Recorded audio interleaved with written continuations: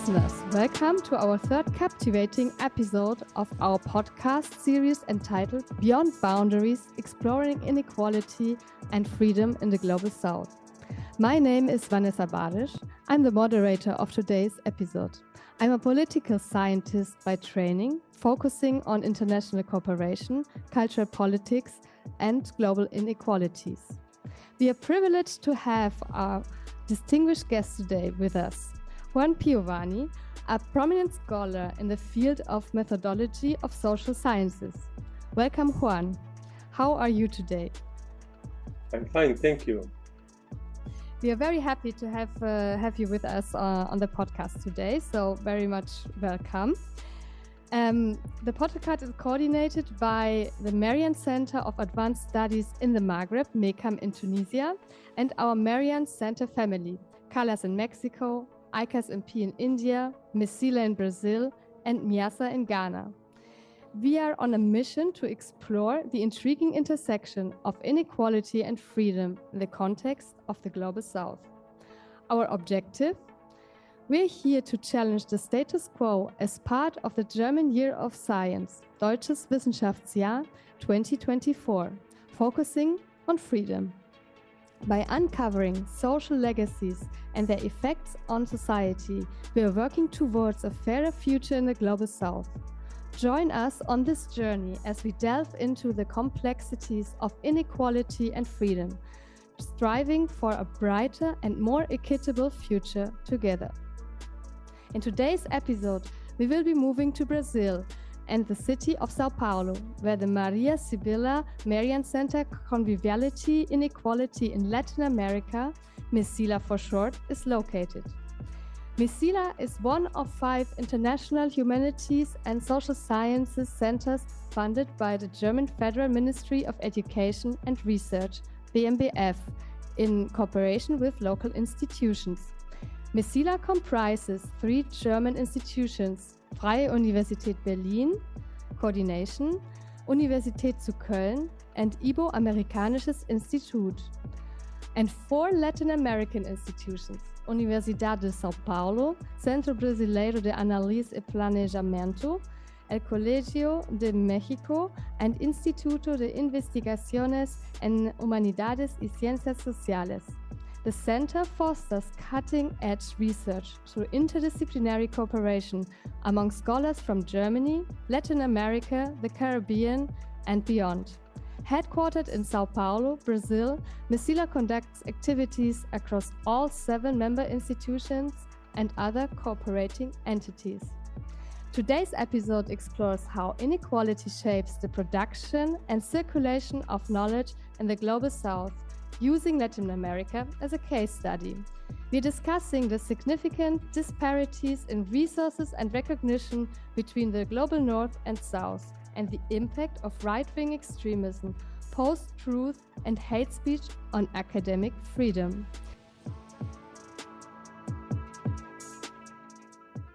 We are privileged to have a distinguished guest with us, Professor Juan Piovani, a prominent scholar in the field of methodology of social sciences. Professor Juan Piovani, former MECILA director, holds a PhD in methodology of the social sciences, Sapienza Università di Roma, 2005. He's a full professor of social research methods at Universidad Nacional de La Plata, Buenos Aires, Argentina, and the director of the PhD program in interdisciplinary social studies of Europe and Latin America. He is also the coordinator of the Latin American Network of Social Sciences and Methodology, REDMET, and the principal researcher at CONICET and MECILA. Juan Piovani has published extensively on research methods and social inequalities, including books and articles in multiple countries. Welcome, Juan, to our podcast once again. Before we dive into your research, could you briefly reflect on 3 fundamental aspects with us? To do this, I would like you to complete 3 sentences with very short answers. So I will always give you the beginning of the sentence and I will ask you to complete it. So firstly, Currently, I'm researching on the participation of Latin American social sciences in the international mainstream circuit and also in the regional circuits that have emerged in recent decades in Latin America and elsewhere. Very interesting. So secondly, freedom in my scholarly exploration means? Well, it has to do with the actual possibilities of social scientists to formulate and carry out research with adequate resources, with reasonable amounts of autonomy, and without the interferences of partisan and corporate interests, and also without the risk of threats of retaliation due to their work, their findings, their publications, and so on. Okay, thank you. So lastly, in the context of my work, inequality is? Well, it is related to the asymmetric conditions of knowledge production and circulation and the uneven intellectual recognition that this practice gets in different parts of the world within the framework of a global academic system that is structurally unequal across disciplines, across regions, and across institutions. So thank you, Juan, for setting the stage. Now let's transition to the heart of today's discussion, your research. Would you mind sharing a detailed overview of your current research topic, specifically focusing on how it relates to this episode's focus on freedom and inequality, knowledge production and circulation in the Global South, using Latin America as a case study? Thank you very much once again for the invitation. I'm really very pleased to be able to talk to you about these topics. I think that the first issue that we have to address has to do with the inequalities in the North and the South in terms of knowledge production and circulation.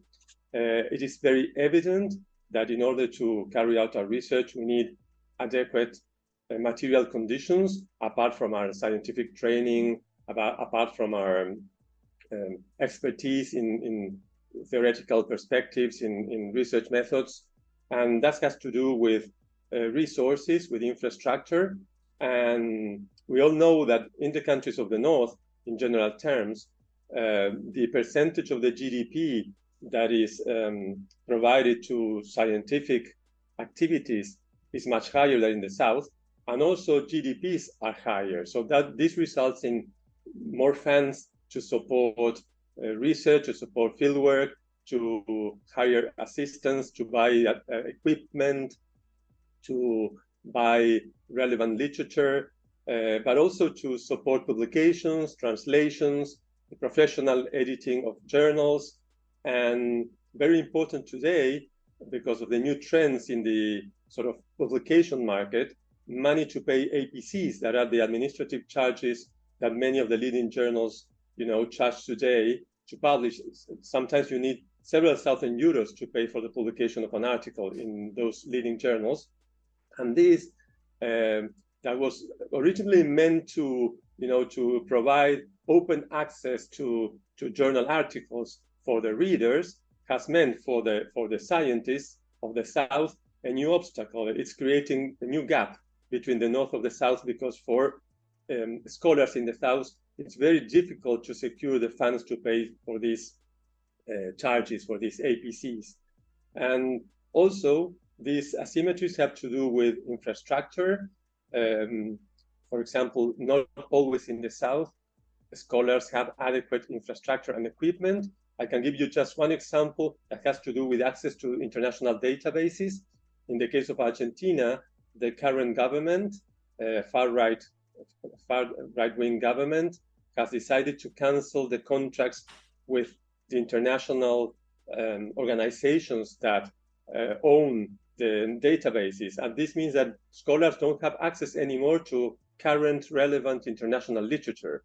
And this is not just a mere detail. It has to do with the possibility of getting engaged with current discussions and to access literature that is relevant also to your own research. But I also want to say that these inequalities don't have to do only with infrastructure and with resources. It also has to do with the geopolitics of science, the international division of intellectual and scientific labor, and to practices like introversion and extraversion.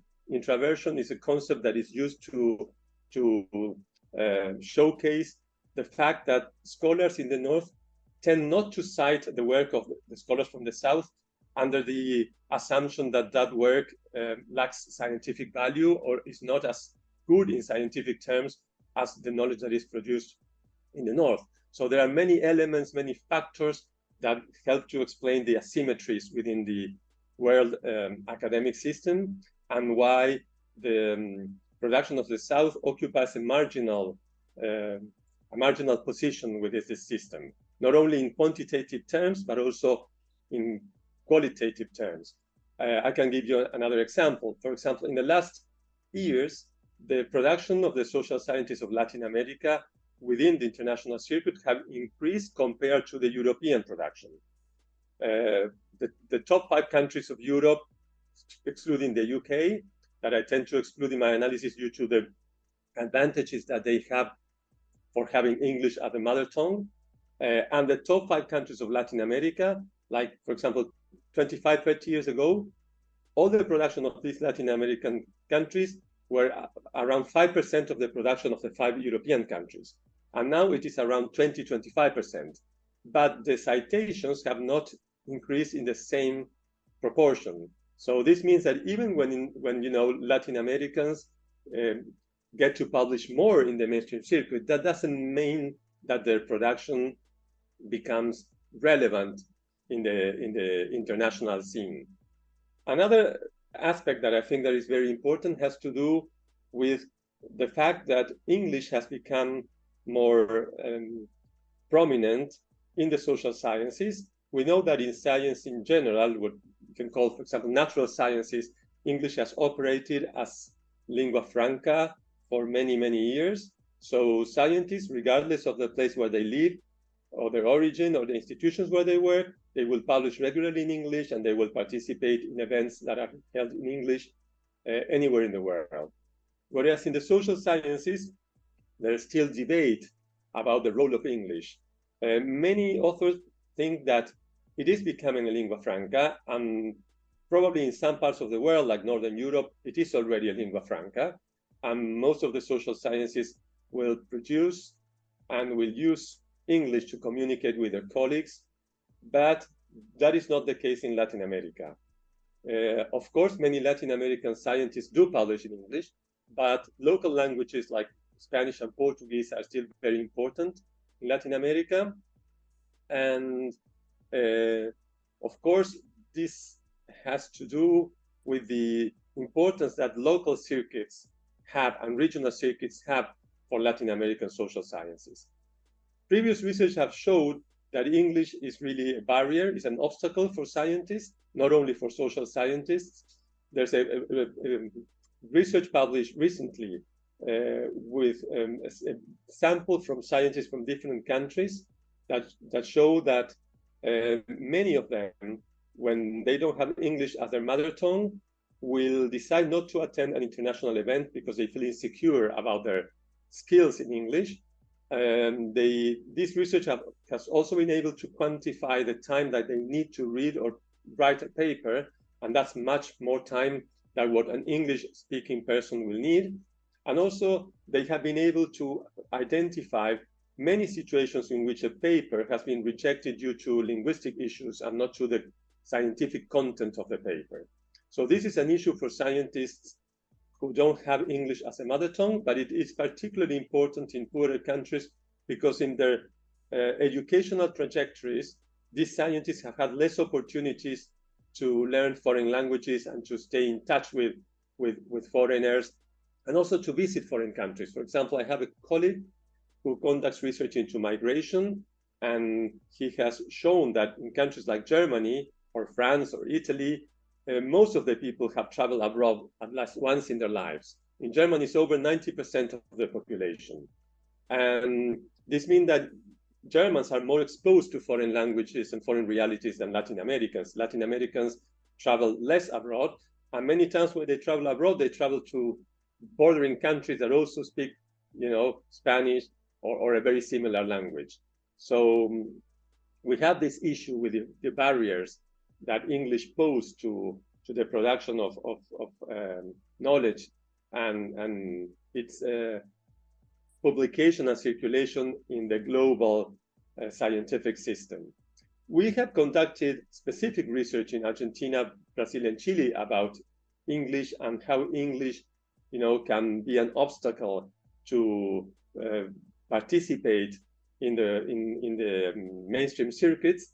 And we have found that many times the early acquisition of skills in English, or even sometimes acquiring advanced competencies in English, do not automatically translate into more publications in English. More publications in English usually have to do with a more professionalized academic and scientific system, with assessment policies that tend to privilege this kind of participation in the mainstream circuit and the international, panorama of science. And in countries where scientific systems are very professionalized, even colleagues who don't have very high competencies in English publish in English. Whereas in countries where the scientific system is less internationalized and less professionalized, and the assessment policies do not require them to publish in the mainstream circuit, even if they have good English competencies and they have acquired the skills early in their lives, they probably don't use it in their everyday scientific practice. So I think that this is also something very interesting to bear in mind. There are also many other issues that have to do with the current situation of science and social sciences in Latin America and in the world today. For example, in Latin America, we are now witnesses the emergence of far-right movements, as in Europe and elsewhere, and the US and many other countries. And this is having a huge impact in the practice of science, and particularly social sciences within the region. We had the experience of Brazil with Bolsonaro some years ago, and now in Argentina we have Milei as a president. And Milei many times, also before being elected, talked about his idea of closing the scientific institutions. And he has been particularly aggressive towards the social sciences, saying that social sciences do not provide any value to society, and therefore social sciences, shouldn't get any state fund for the research. And many times in his speeches, he has focused the social sciences and also environmental sciences. And this is very, very serious, because these speeches get magnified in the social media. So many times the scientists have been named by their full names, and then people have attacked them in the social media. Usually the idea that they have is the idea that the intellectuals of the far right call cultural Marxism. And this idea is that even though communism in Eastern Europe collapsed, Marxism is still very alive and has colonized the cultural and scientific and educational institutions in the West, changing the idea of class struggle by the idea of promoting what they call gender ideology, environmentalism, indigenism. And it's for this reason that these far-right movements tend to focus on social research that has to do with gender, with feminism, with diversities, also with the environment, also with the rights of the indigenous populations in Latin America. So this poses a big threat to freedom of research, not only to freedom of research, to the very possibility of conducting research, because their proposal is just to cut funds, but also to sort of harass social scientists and social sciences institutions. And we have had these situations in many occasions in the last months of colleagues that have been named by the president in his public speeches and then have been attacked in the social media. And the social media, there's a lot of activity, you know, with hate speeches, with fake news, and also with conspiracy theories that focus on science and in social sciences in particular. And this, of course, in the framework of this, what we call the post-truth, that is like an era in which facts are not so important anymore, and where the democratic institutions are being challenged, science is being challenged, is treated with sort of suspicion, and many times rational discourses are replaced by sort of emotional discourses. And we know this and the impact that this is having everywhere in the world in many aspects of life. Sometimes they even portray scientists as part of a transnational elite of privilege, people of privilege, that they pursue their own interest and they don't add any value to society. And this has been particularly important in Argentina in recent times. And so I will now take advantage of this example to focus more on Argentina and Argentinian social sciences. That is my field in particular, even though I've been involved in comparative research with Chile and Brazil and also with European countries, but my main focus is Argentina. And Argentina, to me, is a very interesting case because its scientific system has grown a lot in recent decades. The former governments have tried to promote science and scientific institutions, but even though the system grew a lot in recent years, the participation of social scientists from Argentina in the mainstream scientific circuit have not increased as much as the system has grown locally. So I've tried to address this issue and try to explain this phenomenon. And what we have found is that, of course, the Argentinian system is very heterogeneous, and that, as that of many other countries.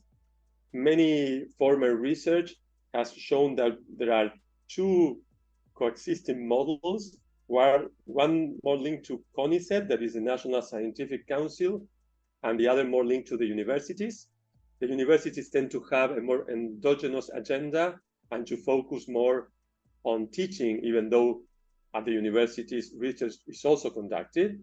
And CONICET is more sort of internationalized and is more focused solely and exclusively in research. But even in this institution, we have sort of different models of knowledge production within the social sciences. Sometimes even in the career of one scientist, you can see that some of his research and some of his publications are more internationalized and are more connected to international models of science production, and others are not. So we have this situation in the social sciences in Argentina that is very particular, in which there's still a strong prevalence of heterodox models that do not conform to the so-called international standards in scientific practice, and more than scientific practice, I would say scientific publication. And we see that in this country, the journal article that is like the scientific product par excellence in the world mainstream circuit is very important, but there's also a lot of prestige attached to books and to other types of academic production. Also, that empirical research is very well recognized, but it is in a competing position with other types of approaches that have to do with theoretical research, with normative research, with also a sort of essayistic tradition that is still very strong and that is not based on empirical research. That is like the main type of research promoted internationally. And also we see that even when we are dealing with journal articles, many times these articles are not written following the most accepted international models that have, for example, the typical introduction methods, discussion, result and discussions model. And also we see that there's still a huge prevalence of qualitative research. And in this qualitative research, sometimes sections dedicated to methods are even less reported than in quantitative research. So in short, what we see is that the attachment to these sort of international models of academic writing is not fully accomplished yet in Argentina. And also we see, as a very interesting feature, the patterns of citation, extraversion, as it is called, the tendency to cite renowned scholars from the North to legitimize your production. And on the other hand, other Latin Americans are not often cited. Of course, Argentinians are cited because are you know, sort of antecedents of your own research in empirical terms. But even though we have witnessed the emergence of very important regional circuits that operate within Latin American social sciences, intra-Latin American citations are still very weak. You know, like Latin Americans still tend to cite well-known international scholars from the North, from Europe, and from the US, and not so much other scholars from the South. So all these issues, I think that pose very interesting challenges also for, and with this, I think I can finish what I was trying to say, pose very interesting challenges for scientific policies. You know, so how to deal with these things, how to increase the participation of Latin American social scientists in the mainstream circuits, how to make their production more visible, but also how to increase the relationships and the citations within Latin America in the field of the social sciences.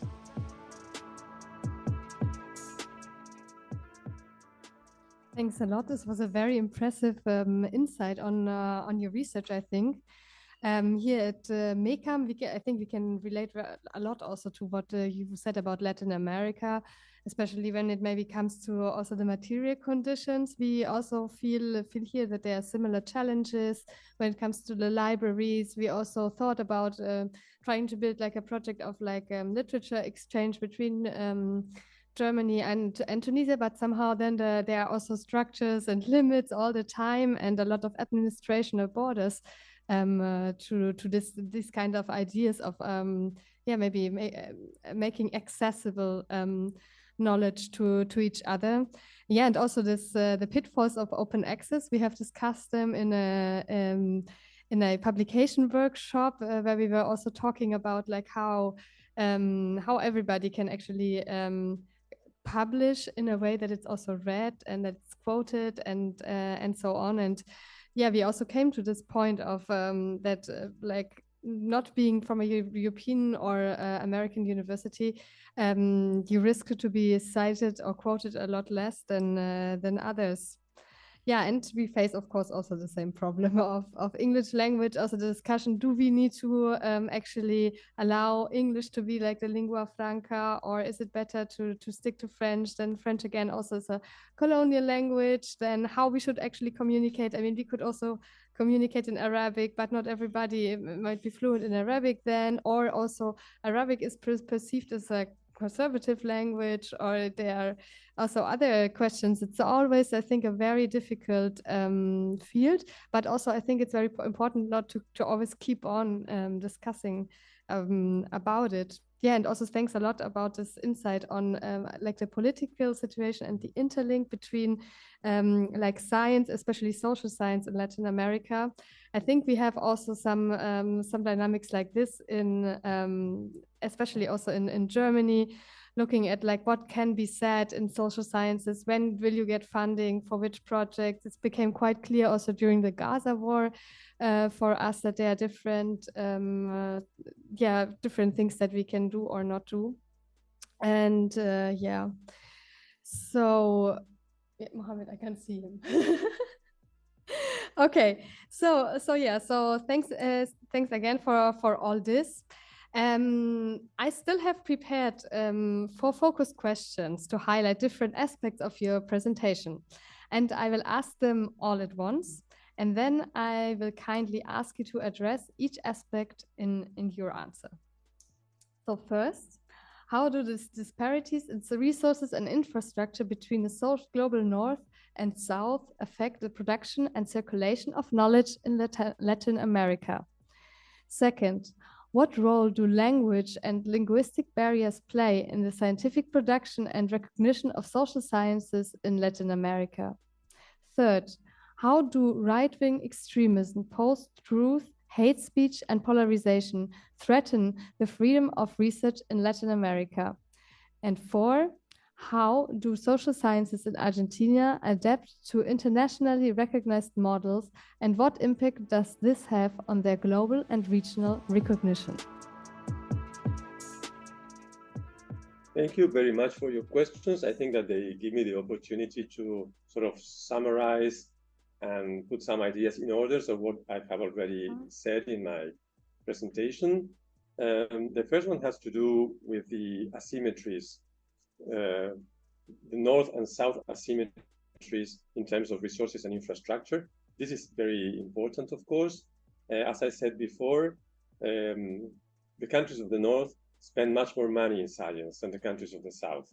In the south, you know, sometimes the governments tend to think that they have other urgencies, and they tend to see science as something that is not necessarily financeable in a country where you have, you know, poverty and difficulties in access to education and healthcare and so on. Many times, what they don't see is that former countries with mainly rural economies that have moved forward towards more advanced economies like South Korea or Taiwan, just to give 2 examples, are countries that have invested heavily in science and that still invest heavily in science. So the fact is that in Latin America, in general terms, the countries are still even far from the goal of the 1% of the GDP, you know, for science. And this means that the colleagues in the north are more advantaged in terms of resources. And resources are an essential part of the material conditions in which you are able to conduct your work and to conduct your research. You need money for many things, and you need infrastructure for many things. For example, you need money to buy equipment, to buy literature, to pay for translations, for publications, to sort of set up local publications with professional editing practices. So you have money to pay for access to databases, to pay for subscriptions, to access current literature. And these things in the south are in more precarious conditions than in the north. Of course, there are differences within the north and within the south. So there's a sort of a south in the north, and there's a sort of a north in the south. In the south, we usually see many differences between huge metropolitan areas where you have, you know, strong scientific tradition, institutions like, for example, in Sao Paulo, University of Sao Paulo, or in Argentina, University of Buenos Aires, and many of the Institute of CONICET, that is the National Scientific Council. And usually in those institutions, conditions and infrastructure is better than in, you know, more peripheral institutions in the same country. But even so, if you compare with the conditions in which our colleagues from the North work, we are in much more precarious condition in terms of infrastructure and in terms of resources. Resources to even to conduct research, the grants or the money to attend international conferences, or as I said before, to be able to pay for the APCs to publish in leading journals. And this makes a big difference because it means that in many occasions, good scientific research of the South is not able to be published in the most visible journals worldwide, just because there's a lack of money to pay for the APCs. So there's also a gap there that is very, very important. As I said before, and I don't want to repeat it now, the difference in terms of resources and infrastructure is not only the one or the only explanatory factor of the asymmetries between the North and the South. They have to be framed more in the structurally unequal condition of modern capitalism. So science is just one dimension of that. But of course has to do with the differences in terms of resources and infrastructure.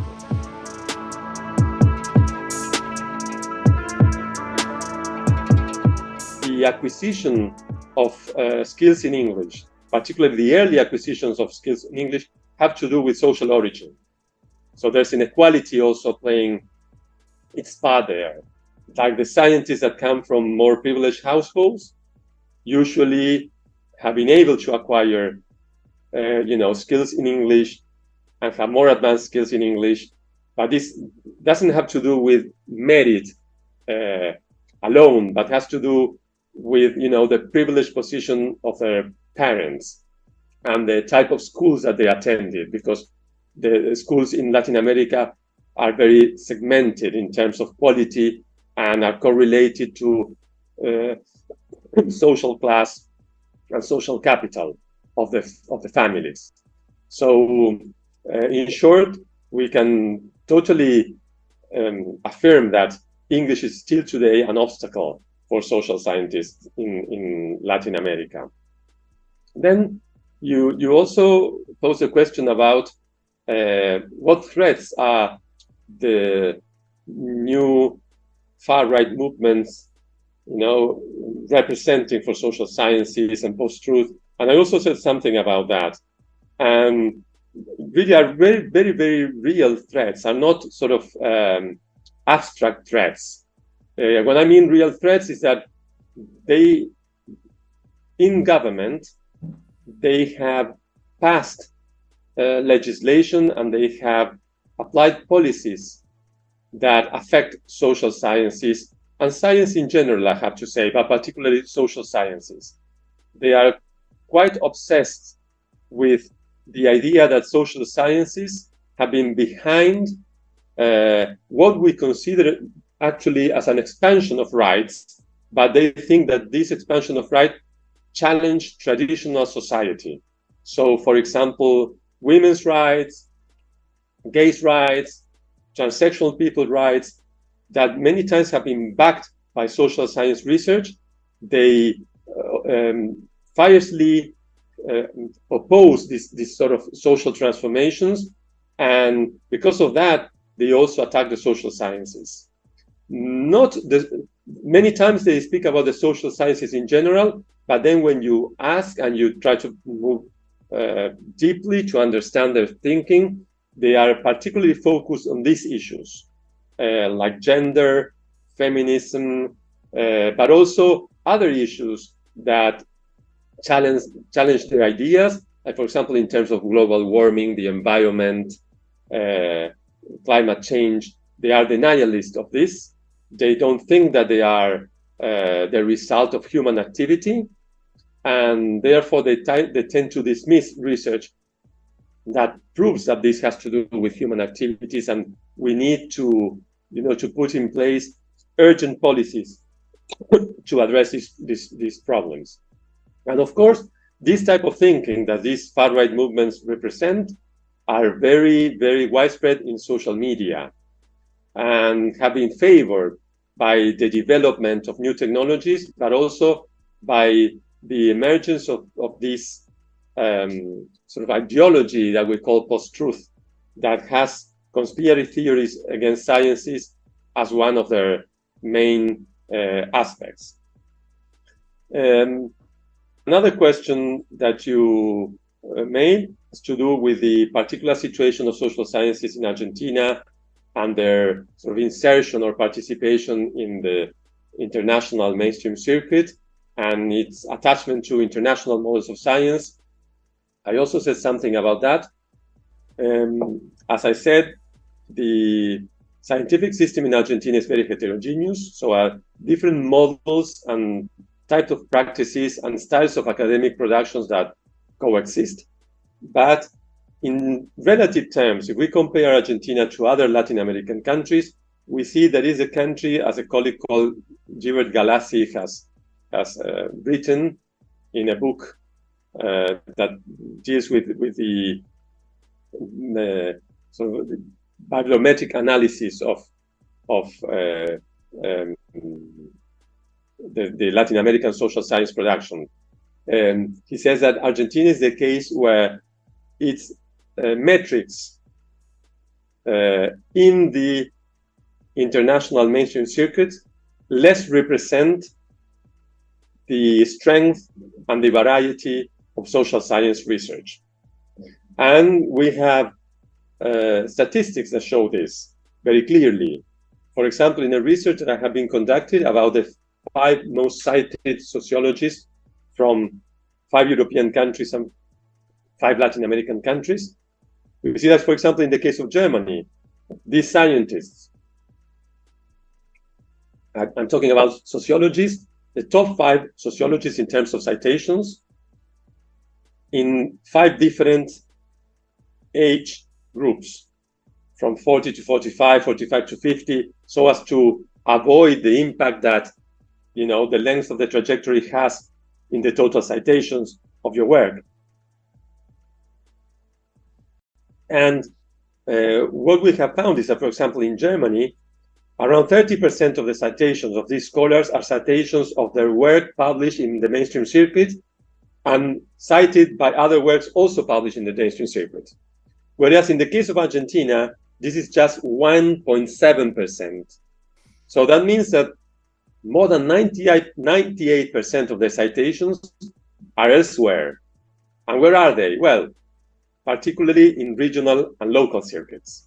So in the Argentinian case, what is interesting also, and this has been said by colleagues like Fernanda Weigel, is that the logics of internationalization have not followed the traditional patterns of publishing in English in leading journals of the mainstream circuit.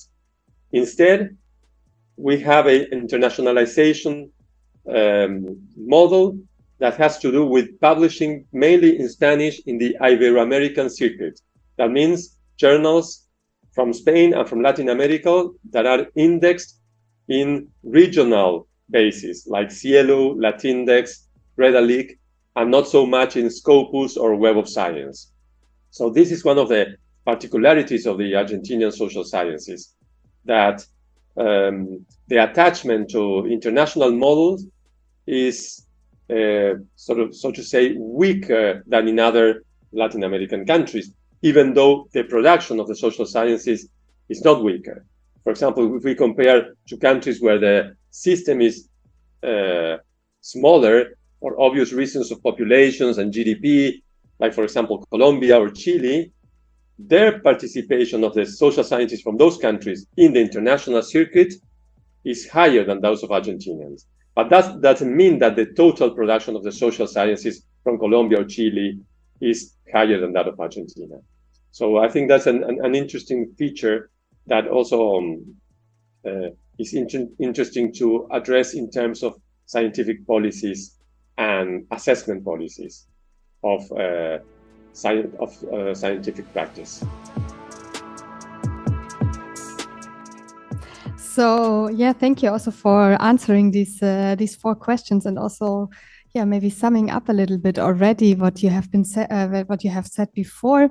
I think I found your quote very interesting, where you said that our governments tend to think that they have other urgencies in respect to financing research, especially in the social sciences. And I think also that you very much emphasized what are the disparities between the global north and the global south in this scientific system. Thank you very much for that. As we near the conclusion of today's episode, dear Juan, could you condense your ideas into a brief takeaway message for our audience? Well, thank you again. I will try to do so. I think that the most important thing to bear in mind is that science, as an integral part of the capitalist society, is also unequal in global terms. Science also has a sort of center-periphery structure as the economy, trade, and many other aspects of our modern societies, and that these disparities have to do with very deeply rooted logics of knowledge production and circulation, of modes of attributing prestige and recognitions to scientific practice and to scientific production and publications.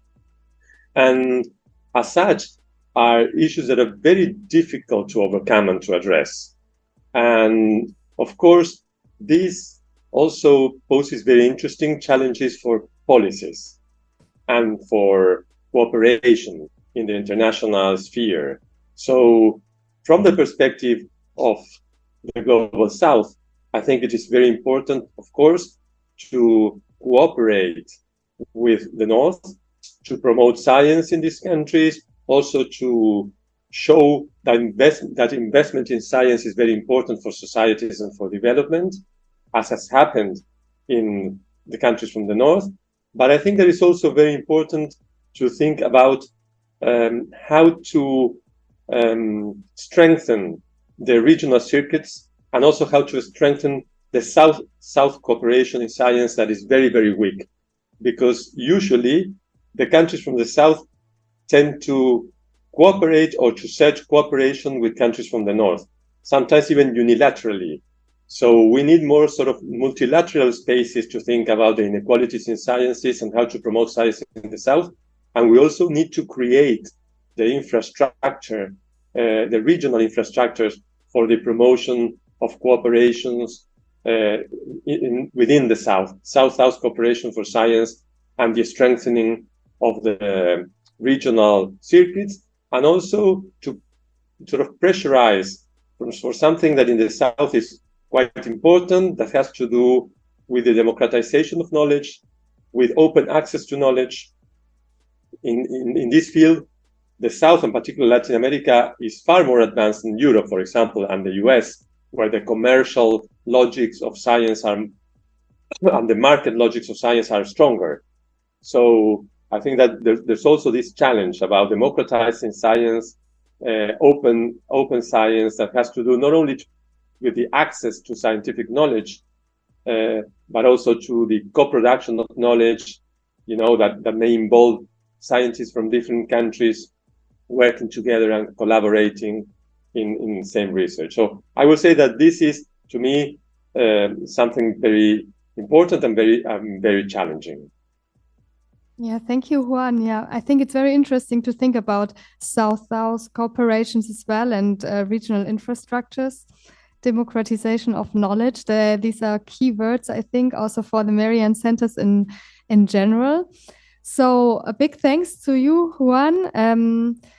Big thanks. You're a professor of social science and research methods at Universidad Nacional de La Plata, Buenos Aires, Argentina, for sharing such valuable insights in the context of today's podcast. It's been a real eye-opener discussing knowledge production and circulation in the Global South with the example of Latin America and its implications on freedom and inequality with you. To our listeners out there, many thanks for tuning in. Your involvement means a lot to us. Keep an ear out for our next episodes, where we'll be diving into more fascinating conversations with top scholars in the social sciences and humanities. Who knows what we'll uncover next? Until then, take care.